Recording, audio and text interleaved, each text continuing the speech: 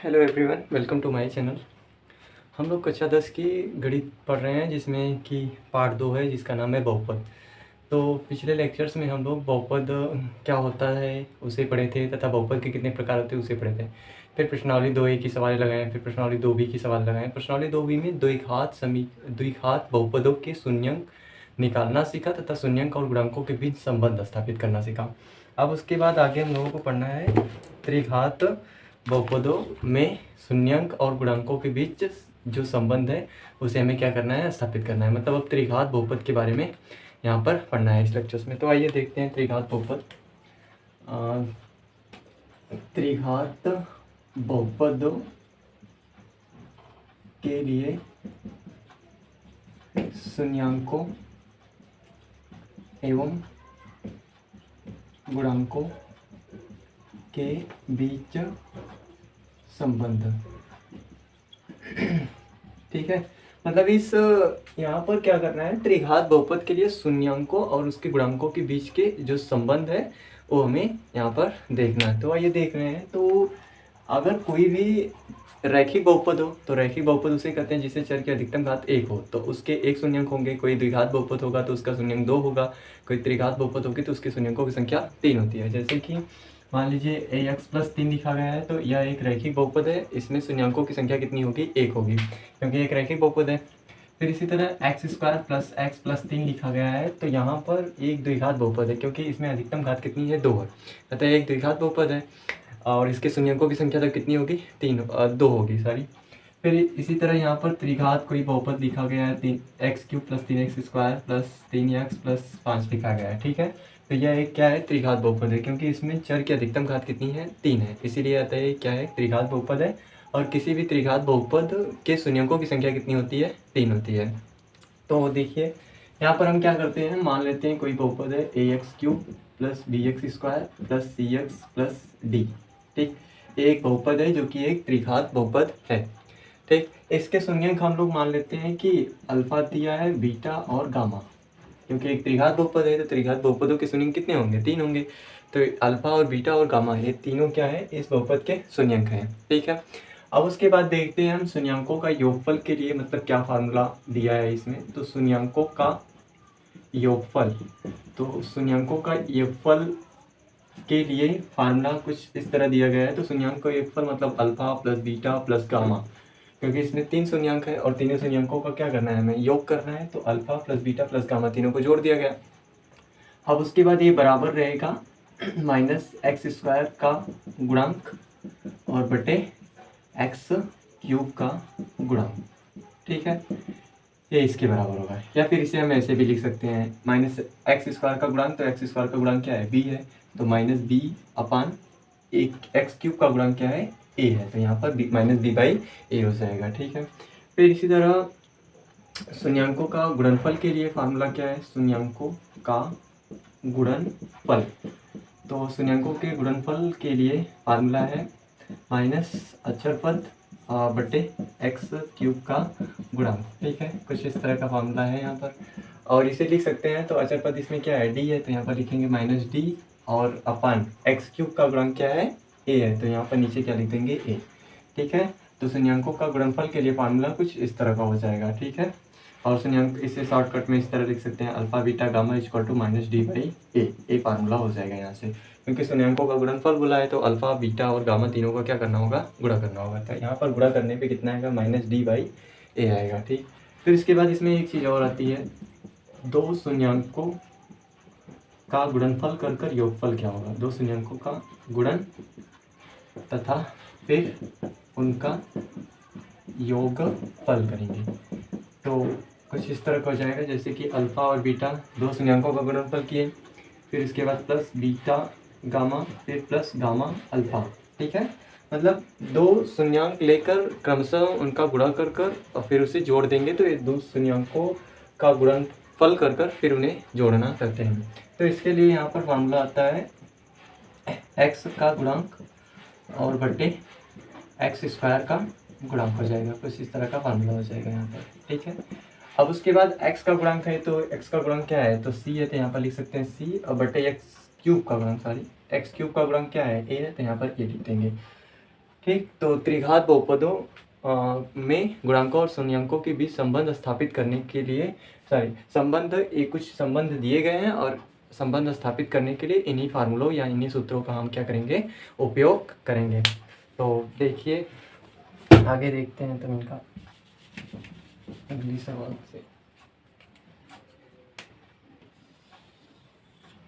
ठीक, तो इसमें प्रश्नावली 2C है। 2C की पहली सवाल कर रही है कि सत्यापित कीजिए कि निम्न त्रिघात बहुपदों के साथ दी गई संख्याएं उनके शून्यंक हैं। मतलब जो त्रिघात बहुपद दिया गया है उसके बाद जो 3 संख्याएं दी गई हैं वो कह रहा है कि इनके शून्यंक है और प्रत्येक स्थिति में शून्यंकों और गुणांकों के बीच संबंध भी स्थापित करना है। मतलब हमें ये बताना है कि जो त्रिघात बहुपद दिया गया है उसके बगल में जो 3 संख्याएँ दी गई हैं उसको चेक करना है कि वह संख्याएँ इस त्रिघात बहुपद की क्या हैं, शून्यंक हैं। और उसके बाद प्रत्येक स्थिति में मतलब दोनों सवालों में यहाँ पर हमें शून्यंकों गुणांकों के बीच संबंध भी सत्यापित करना है। तो आइए देखते हैं दूसरी की पहली सवाल। ठीक, दूसरी की पहली सवाल में है 2x3, तो यहाँ पर लिखेंगे 2x3, फिर उसके बाद प्लस x², फिर माइनस 5x प्लस 2 है। ठीक है, यह एक बहुपद है दिया गया है। इसको मान लेते हैं कि px, मान लेते हैं बहुपद px बराबर इतना दिया गया है 2x3 plus x² minus 5x plus 2 दिया गया है। ठीक है, अब इसके शून्यंक क्या क्या दिए गए हैं हमें चेक करना है कि 1/2 भी इसका शून्यंक होगा और 2 भी होगा, -2 भी होगा और 1 भी होगा। ये तीनों मतलब ये तीनों इसके शून्यंक होंगे। तो आइए चेक करते हैं। यदि किसी बहुपद के किसी संख्या को किसी बहुपद का शून्यंक जांच करना होगा कि यह शून्यंक है कि नहीं, तो उसका मान उठाकर उस बहुपद में रखने पर अगर बहुपद का मान 0 हो जाता है तो वो क्या है, एक शून्यंक है उसका। तो देखिए वही करेंगे, पहले क्या करेंगे, x बराबर 1 पुट करेंगे। ठीक है, 1 रखने पर तो जब x बराबर 1/2 रखेंगे तो x बराबर 1/2 रखेंगे इसमें, तो p 1/2 यहाँ पर आ जाएगा, या 1/2 आ जाएगा, बराबर 2 इसी तरह रहेगा, गुणे x की जगह क्या रखना है, 1/2 पूरे के खाते क्या हो जाएगा, 3 हो जाएगा। फिर प्लस x की जगह क्या रखना है, 1/2, फिर पूरे के खाते 2, फिर माइनस 5 गुणे 1/2, फिर प्लस 2 इसी तरह रहेगा। मतलब जहाँ जहाँ भी x था वहाँ पर हमने क्या रखा है, 1/2। अब इसे सॉल्व करते हैं थोड़ा से। तो देखिए यहाँ से 2 और फिर गुणे 1/8 आ जाएगा, और प्लस यहाँ से क्या आ जाएगा 1/4, फिर माइनस 5/2 और प्लस 2 आ जाएगा, इतना आएगा। फिर उसके बाद क्या करेंगे, इसे 2 से काट देंगे, 2 1 2, 2 चौको 8, तो 1/4 आएगा, प्लस 1/4 आएगा, फिर माइनस 5/2 प्लस 2। ठीक, फिर इसे क्या करेंगे, भिन्न के जोड़ से सॉल्व करेंगे तो हमारा आंसर आ जाएगा। तो क्या करेंगे, 4 4 4 4 और यहाँ पर 2 है, इसके बटे 1 मान लेंगे, फिर इनका एलसीएम निकाल देंगे तो 4 आ जाएगा। फिर इसके बाद 4 से इसमें भाग करेंगे तो 1 बार जाएगा, 1 का गुणा इसमें करेंगे तो 1 आएगा। फिर इसी तरह यहाँ भी 1 आएगा, फिर यहाँ पर 10 आ जाएगा, फिर प्लस यहाँ पर कितना आ जाएगा, 8 आ जाएगा। फिर यहाँ से करेंगे तो 1 1 2 और 8 2 10, तो 10 माइनस 10 बटे कितना आ जाएगा, 4, बराबर कितना आ गया, 0। तो इसमें क्या किया गया है, बहुपद में 1/2 रखा गया है, तो उस बहुपद का मान क्या आ गया है, 0 आ गया है। अतः 1/2 इसका क्या है, एक शून्यंक है। ठीक है, तो इसको सिंप्लीफाई कर लेते हैं, तो डायरेक्ट यहाँ पर लिख देते हैं कि इसका मान सॉल्व करने पे कितना आएगा, 0। ठीक है, अब उसके बाद क्या रखते हैं, x बराबर -2 रख के देखते हैं। तो x बराबर -2 रखने पर, तो जब x बराबर -2 रखेंगे तो p -2 इक्वल टू, अब जहाँ जहाँ x है वहाँ क्या रखना है, -2, तो -2 घाते 3, प्लस यहाँ पर भी -2 घाते 2, फिर -5 गुणे -2 आ जाएगा, फिर प्लस 2 आ जाएगा। ठीक, अब इसे सिंप्लीफाई करेंगे तो 2 इसी तरह रहेगा, इसको सॉल्व करेंगे तो -8 आएगा। जैसे 2 -2 घाते 3 है तो -2 गुणे -2 गुणे -2, तो 2 दूनी 4 दूनी 8, यहाँ पर 8 आएगा। अब उसके बाद माइनस कितनी बार आ रहा है, विषम बार आ रहा है, तो यहाँ पर कौन सा साइन लग जाएगा, माइनस का। इसी तरह यहाँ पर -8 लिखा गया है। ठीक, प्लस इसको सॉल्व करेंगे तो यहाँ पर 4 आ जाएगा, फिर उसके बाद ए माइनस तो माइनस माइनस प्लस हो जाएगा, फिर 5 दूनी 10 आ जाएगा, फिर प्लस 2 आ जाएगा। ठीक है, अब इसे सॉल्व कर लेते हैं, तो -16 और प्लस इसको जोड़ेंगे तो कितना आ जाएगा, 16, तो इसकी भी वैल्यू कितनी आ गई, 0। तो p -2 की भी वैल्यू आ गई 0। मतलब बहुपद में x बराबर -2 रखने पर बहुपद का मान 0 हो गया है, तो मतलब -2 भी इसका एक शून्यंक है। अब इसी तरह 1 का चेक करते हैं कि 1 इसका शून्यंक है कि नहीं। तो देखिए कि क्या करेंगे, x बराबर 1 रखने पर, तो जब x बराबर 1 रखेंगे तब क्या होगा, देखिए तो यहाँ पर p1, अब जहाँ जहाँ x है वहाँ क्या रखना है, 1, तो यहाँ पर आ जाएगा प्लस 1 का स्क्वायर माइनस 5 गुणे 1 प्लस 2 आ जाएगा। ठीक, अब इसको देख लेंगे तो यहाँ पर 2 1 कम 2 2 आएगा और प्लस 1 आएगा, फिर -5 + 2 आ जाएगा, ठीक। फिर 2 1 3, 3 2 5, तो 5 - 5 कितना आ गया 0। तो मतलब P1 का भी मान कितना आ गया 0। मतलब इस बहुपद में x बराबर 1 रखने पर बहुपद का मान शून्य हो गया है, मतलब x 1 भी क्या है, इसका एक शून्यक है, ठीक। तो यहाँ से पता चलता है कि 1/2 - 2 1, ठीक है। बहुपद px के शून्यक है, ठीक। अब उसके बाद हमें इसमें एक काम और करना है, इसके शून्यंकों और गुणांकों के बीच संबंध भी स्थापित करना है। तो देखते हैं अभी। तो यहाँ से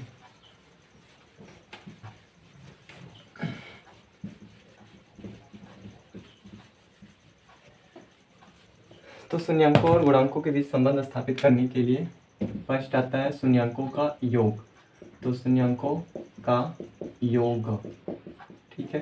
तो शून्यंकों का योग के लिए क्या होता है formula, alpha plus beta plus gamma equal to कितना आएगा -b/a, ठीक, यही फार्मूला था। अब देखेंगे कि दोनों पक्ष क्या आ रहे हैं, बराबर आ रहे हैं कि नहीं। तो शून्यंक क्या क्या है, 1/2 है, -2 है और 1 है। तो जो अल्फा है उसे हम मान लेते हैं 1/2 और बीटा को मान लेते हैं -2 और गामा को मान लेते हैं 1। तो रखते हैं अल्फा की वैल्यू 1/2 प्लस बीटा की वैल्यू -2 प्लस गामा की वैल्यू कितनी है 1 बराबर। अब -b/a, b मतलब x² का गुणांक, तो x² को छिपा लेंगे तो यहाँ पर क्या बच रहा है 1, तो यहाँ पर -1 और बटे x³ का गुणांक, तो x³ का गुणांक कितना आ रहा है 2 आ रहा है, तो यहाँ पर -1/2 आ जाएगा। अब इसको भी हल करेंगे और इसको, दोनों पक्ष अगर बराबर आते हैं तो यहाँ से शून्यंकों के योगफल की सत्यता की जांच होती है। देखिए 1/2 और -2 + 1 बराबर 1, -1/2, इसको सॉल्व कर लेंगे तो 1/2 -1 आ जाएगा बराबर -1/2। फिर 1/2 में से 1 निकालेंगे तो -1/2 बराबर -1/2। तो यहाँ से शून्यंकों के योग की सत्यता की जांच होती है, क्योंकि यहाँ पर दोनों पक्ष क्या आ गए हैं, बराबर आ गए हैं, ठीक। फिर इसके बाद शून्यंकों का गुणनफल देख लेते हैं। तो शून्यंकों का गुणनफल, ठीक। तो शून्यंकों का गुणनफल के लिए क्या करेंगे, alpha beta gamma equal to -d/a। तो अल्फा की वैल्यू कितनी है 1/2 गुणे बीटा की वैल्यू -2 गुणे गामा की वैल्यू 1 बराबर d मतलब अचर पद। तो अचर पद क्या है इसमें 2 है, तो यहाँ पर -2 रख देंगे। फिर बटे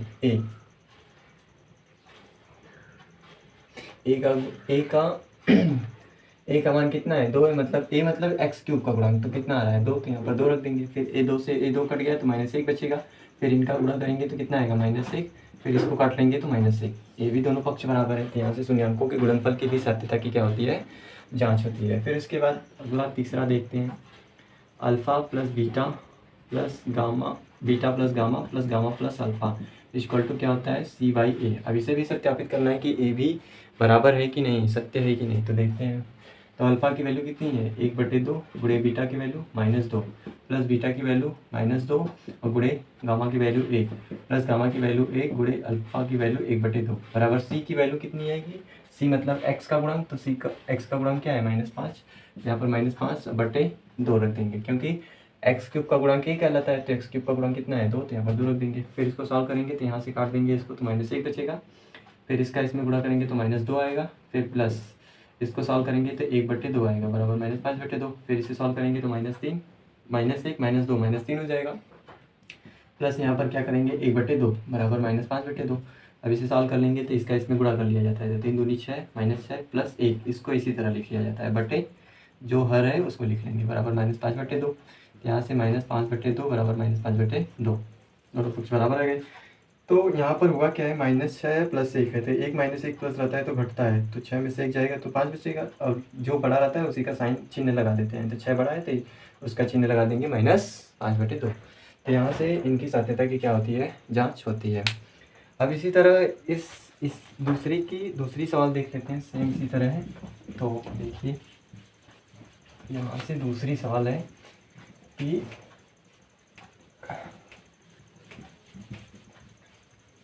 दूसरी में कह रहा है x³ दूसरी सवाल कह रहा है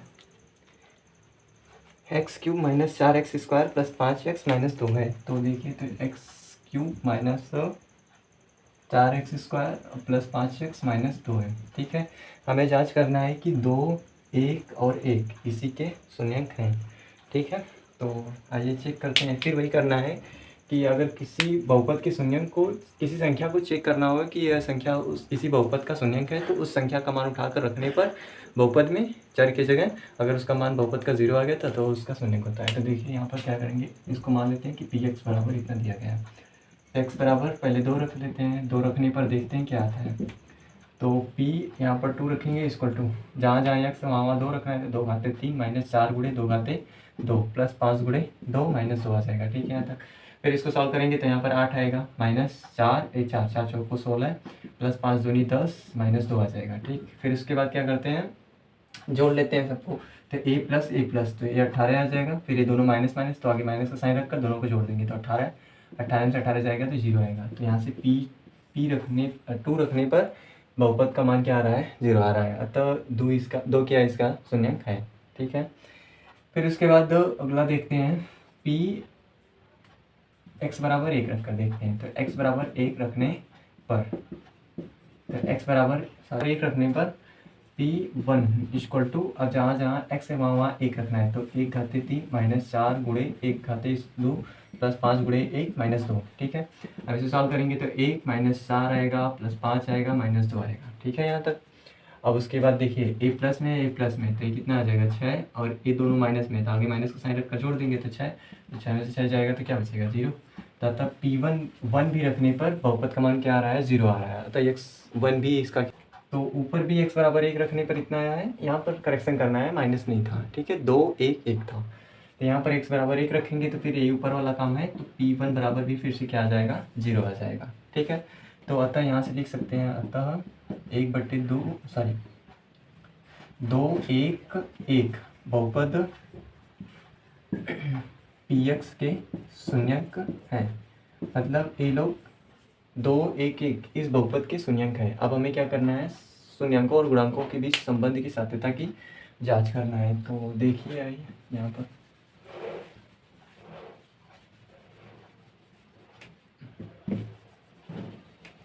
ठीक है, थोड़ा सा इसको मिटाकर फिर इसी के नाम चलाते हैं। तो देखिए यहाँ पर 2 2 2 1 1 दिया है, तो हम अल्फा को मान लेते हैं 2 और बीटा को मान लेते हैं 1 और गामा को मान लेते हैं 1। मतलब 3 शून्यंक दिए गए हैं, किसी एक को अल्फा मान लीजिए, किसी एक को बीटा, किसी एक को गामा मान लीजिए। ठीक, तो वही मान लिए यहाँ तक। अब शून्यंकों का योग के लिए फार्मूला ये होता है, alpha plus beta plus gamma equal to minus b by. तो देखिए अल्फा की वैल्यू 2 प्लस बीटा की वैल्यू 1 प्लस गामा की वैल्यू भी 1 बराबर माइनस बी मतलब एक्स स्क्वायर का गुणांक, तो माइनस 4 आ रहा है, यहाँ पर लिख देंगे माइनस 4। फिर बटे कितना हो जाएगा, 1 हो जाएगा। ठीक है यहाँ तक। सॉरी यहाँ पर माइनस 4 है, एक्स स्क्वायर का गुणांक माइनस 4 है, लेकिन यहाँ पर पहले से माइनस, तो माइनस माइनस क्या हो जाएगा प्लस। तो यहाँ से 4 बराबर 4 आ जाएगा। तो यहाँ से शून्यंकों के योग की साध्यता की जांच होती है, क्योंकि दोनों पक्ष क्या है, बराबर है। ठीक, अब गुणनफल देखते हैं इनका। तो अल्फा की जगह 2 गुणे बीटा की जगह 1 गुणे गामा की जगह 1 बराबर माइनस डी बाई ए। तो डी मतलब अचर पद, तो अचर पद पहले से यहाँ पर माइनस में है, तो माइनस माइनस क्या हो जाएगा प्लस बटे ए मतलब एक्स क्यूब का गुणांक। तो 1 है, यहाँ से 2 1 कम 2 बराबर 2। तो यहाँ से भी दोनों पक्ष बराबर आ गए, तो अतः यहाँ से शून्यंकों के गुणनफल की भी सत्यता की जांच होती है।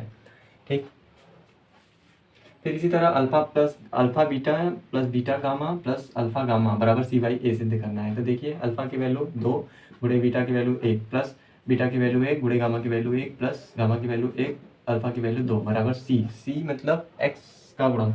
तो यहाँ पर क्या आ जाएगा 5, तो यहाँ पर रख देंगे 5 बटे 1। फिर इसे सॉल्व करते हैं तो 2 + 1 + 2 बराबर 5 बटे 1। तो यहाँ से 1 हटा देते हैं, फिर इसे सॉल्व कर लेंगे तो कितना आ जाएगा 5 बराबर 5। तथा यहाँ से दो शून्यंकों के गुणनफल को एक साथ लेकर योगफल करने पर उसकी भी साध्यता की यहाँ पर क्या जांच होती है। ठीक है,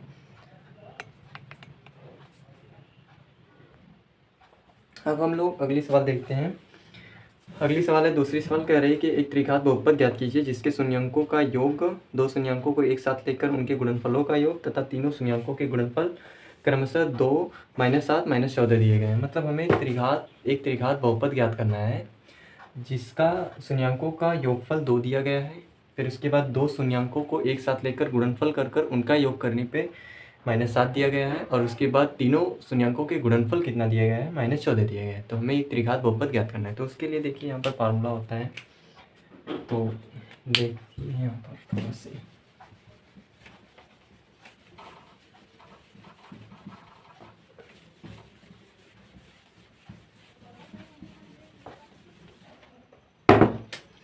दूसरी सवाल। फार्मूला होता है जैसे कि यहाँ पर बोल रहा है कि alpha plus beta plus gamma बराबर दिया गया है 2, ठीक। फिर इसी तरह अल्फ़ा बीटा और फिर beta gamma plus gamma alpha बराबर दिया गया है -7, ठीक। फिर अल्फ़ा बीटा गामा इसके बराबर दिया गया है -14। तो हमें क्या करना है, एक त्रिघात बहुपद ज्ञात करना है। तो देखिए उसके लिए फार्मूला क्या है, x³ minus alpha plus beta plus gamma into x square, ठीक। प्लस यहाँ पर आएगा बगली alpha beta plus beta gamma plus gamma alpha into x minus alpha beta gamma, ठीक है। ये त्रिघात बहुपद निकालने के लिए क्या होता है, सूत्र होता है या त्रिघात बहुपद इसी के रूप का होता है, x³ माइनस शून्यांकों का योगफल इंटू एक्स स्क्वायर प्लस 2 शून्यांकों का गुणनफल कर कर उनका योगफल into x minus alpha beta gamma, मतलब शून्यांकों का गुणनफल। तो बस इस पर क्या रखना है, यही मान रख देना, आ जाएगा आंसर। तो x³ इसी तरह रहेगा, अल्फ़ा प्लस बीटा की गामा की वैल्यू कितनी दी है 2, यहाँ पर 2x², फिर plus alpha beta gamma plus gamma alpha की वैल्यू कितनी दी गई है -7, तो -7 इंटू एक्स प्लस माइनस रहेगा यहाँ पर माइनस अल्फ़ा बीटा गामा की वैल्यू कितनी दी गई है -14 दी गई है। फिर इसे सॉल्व कर लेंगे थोड़ा सा, तो x³ माइनस 2x² और -7x, फिर माइनस माइनस प्लस हो जाएगा, तो यहाँ पर क्या आ जाएगा 14। तो x³ minus 2x² minus 7x plus 14 एक अभिष्ट त्रिघात बहुपद है, ठीक। इसके बाद अगली सवाल है, तीसरी में कह रहे हैं कि बहुपद x³ minus 3x² plus x plus 1 के शून्यंक a माइनस बी, a और a प्लस बी दिए गए हैं। तो हमें क्या करना है, a तथा b का मान ज्ञात करना है। तीसरी सवाल में यही कह रहा है कि एक बहुपद दिया गया है, ठीक है, जो कि है x³ minus 3x² plus x plus 1 दिया गया है, ठीक है। अब इसके शून्यंक दिए गए हैं, जिसमें ठीक इसके शून्यंक दिए गए हैं a माइनस बी, ए दिया गया है और a प्लस बी दिया गया है, ठीक है। तो हमें क्या करना है, a का मान और उसके बाद b का मान हमें क्या करना है, निकालना है, ठीक। तो एक त्रिघात बहुपद दिया गया है जिसके शून्यंक a दिए गए हैं। तो इसको हम मान लेते हैं कि अल्फ़ा है, a बीटा है और इसको मान लेते हैं हम गामा है। तो हमें क्या करना है, a b का मान ज्ञात करना है। तो देखिए इसको कैसे करेंगे, यहाँ पर एक फार्मूला जानते हैं, alpha plus beta plus gamma equal to क्या होता है -b/a। तो अल्फ़ा की वैल्यू कितनी है, a माइनस बी है, तो यहाँ पर a माइनस बी लिखेंगे, प्लस बीटा की वैल्यू a है, प्लस गामा की वैल्यू कितनी है a प्लस बी बराबर -b मतलब x² का गुणांक। तो यहाँ से x² का गुणांक कितना निकलेगा -3, और पहले से ही माइनस, तो माइनस माइनस प्लस हो जाएगा, बटे a मतलब x³ का गुणांक। तो x³ का गुणांक क्या है 1 है, तो यहाँ पर 1 हो जाएगा। फिर देखिए -b प्लस b कट जाएगा, तो यहाँ से क्या बचेगा 3a बराबर 3, तो यहाँ से a बराबर कितना आ जाएगा 3/3 बराबर कितना आ गया 1, मतलब a की वैल्यू कितनी आ गई 1, ठीक है। यहाँ से a का मान निकल गया। अब उसके बाद क्या करते हैं, हम b का मान निकाल लेते हैं।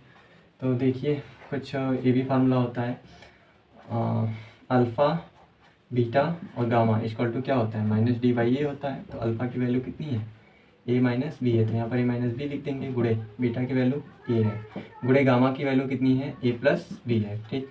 अब यहाँ से d मतलब अचर पद, तो अचर पद क्या है +1 है, तो यहाँ पर -1/1 हो जाएगा, क्योंकि a मतलब x³ का गुणांक, तो x³ का गुणांक कितना है 1, तो 1 आ जाएगा यहाँ से, ठीक। फिर उसके बाद हम क्या करते हैं, इसमें a का मान रख देते हैं। तो a की जगह 1 रखेंगे, तो a 1 माइनस बी हो जाएगा, गुड़े यहाँ पर 1, फिर यहाँ पर गुड़े 1 प्लस बी, ठीक है, बराबर 1 आ जाएगा। फिर इसे सॉल्व करेंगे तो 1 माइनस बी और 1 प्लस बी आएगा, यहाँ तक बराबर 1 आ जाएगा। फिर एक देखिए एक फार्मूला होता है, एक ब्रैकेट में a प्लस बी, एक ब्रैकेट में a माइनस बी, तो इसको डायरेक्टली लिख सकते हैं a² माइनस b², ठीक। उसी फार्मूले का यहाँ पर यूज करेंगे, तो a² मतलब पहले का स्क्वायर माइनस दूसरे का स्क्वायर बराबर 1, ठीक। तो इसे सॉल्व करेंगे तो 1 आएगा, -b² इक्वल टू 1 आ जाएगा।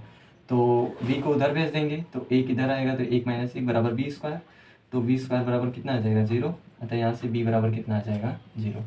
तो b की वैल्यू कितनी आ जाएगी 0 आ जाएगा, ठीक है यहाँ तक, ठीक। अब उसके बाद हम लोग अगली सवाल देख लेते हैं। चौथी सवाल कह रहा है, यदि बहुपद x³ plus 9x² plus 20x plus 12 है तो इसके शून्यंक को ज्ञात कीजिए, ठीक है। तो इसको देखते हैं अगले लेक्चर्स में। हम लोग चौथी सवाल देखते हैं। चौथी सवाल में कह रहा है कि x³ प्लस 9x² और प्लस 20x और प्लस 12, ठीक है। इसके हमें क्या ज्ञात करने हैं, शून्यंक ज्ञात करने हैं, मतलब इसके शून्यंक क्या होंगे।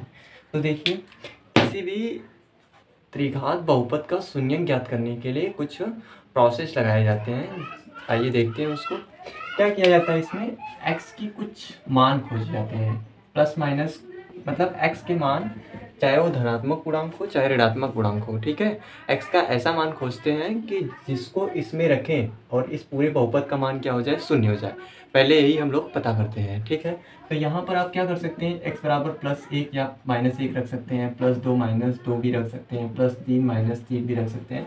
मतलब इसमें कुछ भी प्लस की वैल्यू चाहे माइनस की वैल्यू रख कर चेक की जाएगी कि इसका मान शून्य किस पर आ रहा है, ठीक है। तो क्या जाएगा, इसी तरह रख कर देखा जाएगा। तो हम क्या करते हैं यहाँ पर, अब देख लीजिए सब में प्लस प्लस आ रहा है, ठीक है। तो यहाँ पर प्लस रखेंगे तो जीरो होने की संभावना बहुत कम होगी, ठीक है। तो हम क्या करते हैं, कुछ माइनस की वैल्यू रखते हैं। तो सबसे छोटी वैल्यू क्या है, -1 है, तो -1 रख कर देखते हैं जीरो बनता है कि नहीं। तो यहाँ पर क्या करेंगे, x बराबर -1 रखने पर, ठीक है। तो x बराबर -1 रखेंगे तो यहाँ पर -1/3 प्लस 9 गुणे -1 का स्क्वायर प्लस 20 गुणे -1 प्लस 12 आ जाएगा, ठीक। इसको सॉल्व करेंगे तो यहाँ पर -1 आएगा और +9 आ जाएगा, फिर यहाँ पर -20 आएगा, फिर यहाँ से +12 आ जाएगा, ठीक है। फिर इसको सॉल्व करके देख लेते हैं। और तो देखिए +9 ये 12 प्लस दोनों प्लस प्लस का है तो 21 आ जाएगा, फिर ये दोनों माइनस के तो माइनस आ जाएगा, ठीक। तो यहाँ से इसका मान कितना आ गया, 0 आ गया। मतलब p-1 रखने पर यहाँ पर इस बहुपद का मान कितना आ रहा है, 0 आ रहा है, ठीक है। ठीक है यहाँ तक। तो अतः x बराबर -1 या -1 इस बहुपद का एक शून्यक होगा, ठीक है। x बराबर -1 इस बहुपद का एक शून्यक होगा। तो फिर इसको अगर हम इस तरह लिखना चाहें बहुपद के रूप में तो इस तरह लिख सकते हैं ना, x + 1 बराबर 0। तो x + 1, ठीक है। इस x + 1 से उठाकर क्या करेंगे, इसमें भाग करेंगे। भाग करने पर जो भागफल आएगा वो एक द्विघात बहुपद के रूप में आएगा। फिर उस द्विघात बहुपद का हम क्या करेंगे, शून्यक निकाल लेंगे। तो इस तरह एक शून्यक यहाँ से मिला है और 2 शून्यक उस द्विघात बहुपद से मिलेंगे। तो देखिए निकाल लेते हैं फटाफट। तो क्या करेंगे, जो बहुपद दिया गया है x³ प्लस 9x² और प्लस 20x प्लस 12, ठीक है। अब इसमें हम भाग देंगे किसी से, x + 1 से। क्यों x + 1 से दे रहे हैं, क्योंकि x बराबर -1 इसका एक शून्यक है।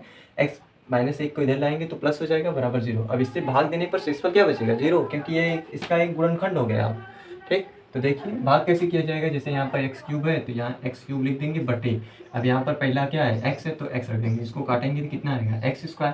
अब इस x² को उठाकर कहाँ रख देना है, आपको यहाँ पर रख देना है। तो इस x² से इसमें गुणा करना है, फिर इसमें भी गुणा करना है, जितना आएगा इसके नीचे लिखना है। तो x इसमें करेंगे तो x³ आएगा, और प्लस लगाए तो प्लस का साइन लगा दें, x² का इसमें 1 में करेंगे तो x² आएगा, ठीक है। फिर इसको घटाया जाता है, अगर यहाँ पर प्लस है तो माइनस कर दीजिए, यहाँ पर भी प्लस है तो माइनस कर दीजिए, अगर यहाँ पर माइनस है तो प्लस कर दीजिए, मतलब नीचे साइन बदला जाता है। क्योंकि कभी भी बहुपदी बीजी व्यंजक में से कुछ भी बीजी व्यंजक घटाते हैं, एक द्विपदी, त्रिपदी, चतुर्पदी, ठीक है, तो वहाँ पर साइन चेंज किया जाता है, ठीक। तो इसी तरह एक प्लस है, ऊपर ये प्लस है, ये माइनस है, फिर जो साइन चेंज किए रहेंगे उसी को लेकर चलेंगे। तो 1 + 1 - 1 कट जाएगा। फिर यहाँ से 9x² है, 1x² है, तो 9x² में से 1x² चला जाएगा तो 8x² प्लस 20x प्लस 12, बाकी जो बच्चा रहेगा उसको इसी तरह उतार लेंगे, ठीक। फिर वही प्रोसेस लगाना है। इसका पहला क्या आ रहा है, 8x², तो 8x² को ऊपर रख देना है बटे इसका पहला नीचे रखना है। तो x से x कट जाएगा तो कितना आएगा, 8x, फिर प्लस यहाँ पर क्या लगा देना है, 8x, ठीक। अब 8x का इसमें भी गुणा करना है और इसमें भी गुणा, तो इसमें करेंगे तो 8x² आएगा, प्लस 8x का 1 में करेंगे तो कितना आ जाएगा, 8x आ जाएगा, ठीक। फिर यहाँ पर प्लस है तो माइनस कर लेना, प्लस है तो माइनस, फिर 1 कट जाएगा इससे, फिर 20x में से 8x जाएगा तो कितना बचेगा, 12x प्लस 12 बच जाएगा, ठीक है। फिर वही काम फिर से करना है, यहाँ पर 12x आ गया तो 12x बटे कितना करना है, x, तो x से x कैंसिल हो गया तो कितना है आंसर 12। तो फिर यहाँ पर रख देना है 12, फिर इस 12 का गुणा इसमें भी कर यहाँ लिख देना है। तो 12 का x में गुणा करेंगे तो कितना आएगा, 12x और प्लस 12 का 12, फिर यहाँ पर साइन चेंज कर देना है, ठीक है। साइन क्या करेंगे, चेंज कर देंगे, तो माइनस माइनस, तो ये भी कट जाएगा, ये भी शेषफल देखिए 0 बच रहा है, क्योंकि ये इसका गुणनखंड भी है, क्योंकि शून्यक है तो, ठीक। अब यहाँ पर हमें एक द्विघात बहुपद मिला है, ठीक है, x² प्लस 8x प्लस 12। अब इसका हमें क्या कर देना है, गुणनखंड कर शून्यक निकाल देना है, जिससे हमें यहाँ से 2 शून्यक प्राप्त होंगे, तो इस तरह पूरे इसके तीनों शून्यक निकल जाएंगे। तो क्या करते हैं द्विघात में, x² का गुणा अचर पद से कर देते हैं तो 12 आ जाएगा। अब 12 का ऐसा फैक्टर करना है कि जोड़ने घटाने पे बीच वाली संख्या आ जाए, तो 6 दूनी 12, 6 + 2 में तोड़ लें।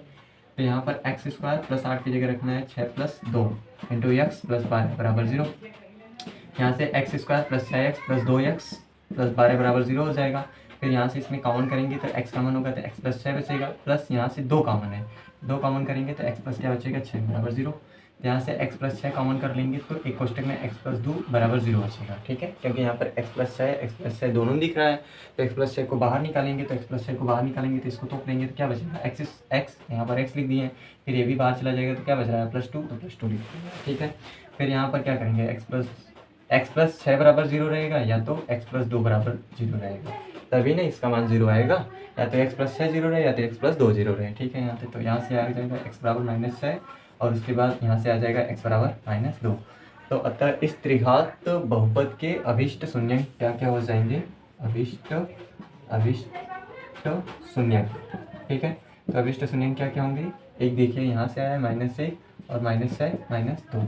ठीक है, तो किसी भी त्रिघात बहुपद का शून्य निकालने के लिए जो भी बहुपद दिया रहता है त्रिघात, उसमें जो चर रहता है x या y, उसकी जगह हम +1 -1 या +2 -2 रख कर चेक करते हैं, जिस पर उसका मान क्या आ जाए 0 आ जाए, वही उसका क्या हो जाएगा शून्यक हो जाएगा। फिर इसको इस तरह लिख लेना है, शून्यक होगा तो एक गुणनखंड भी होगा x प्लस 1 उसका, फिर उस x प्लस 1 से उठाकर किसमें भाग किया है, इसमें भाग करने पे शेषफल 0 आना चाहिए। अगर शेषफल 0 नहीं आ रहा है तो मतलब कहीं आपने गलती की है।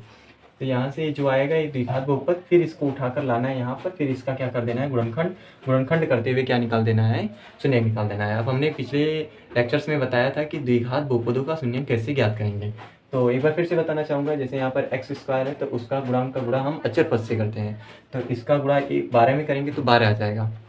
ठीक, अब उस 12 का ऐसा गुणनखंड करना है कि जोड़ने या घटाने के बीच वाली वैल्यू आ जाए। तो देखिए यही 12 था, अब 12 का गुणनखंड 3 चौकों भी 12 होगा। ठीक है, फिर 6 दूनी 12 होगा। ठीक है, फिर उसके बाद 12 कम 12 भी होगा। ठीक है, तो इसको जोड़ने या घटाने पे बीच वाली नहीं आ रही है, इसको जोड़ेंगे तो आ जा रही है, घटाने पे नहीं आ रही है, तो अर्थात यहाँ पर क्या कर देंगे जोड़ने पे, फिर वही सारा प्रोसेस हुआ है।